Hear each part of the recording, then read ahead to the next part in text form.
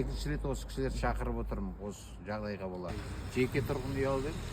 Сол стройка басталып енді кірейін деп жатқанда астың этажында менде осындай мынау крыса дейміз бе орысша айтқанда, қазақшасын білмейді екенмін. Солар көбейіп кетті, мына маңайдағы үйлерден келді ме.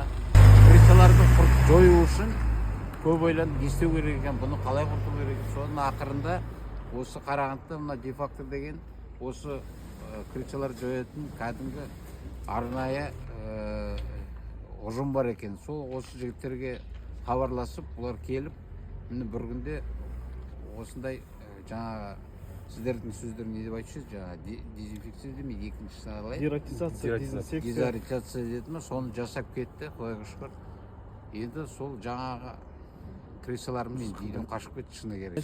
Строительный базамыз болған, сол базада осындайлар болып, ертеде осы кісілерге хабарласқан болатынбыз. Осы кісілерге сол уақытта да тоже осылай себетін заттарын сеуіп кеткен, содан кейін ол крысаларымыз орнынан жоқ болып кетті, келмейтін болды. Содан кейін ол екінші рет осы кісілерді шақырып отырмын осы жағдайға бола.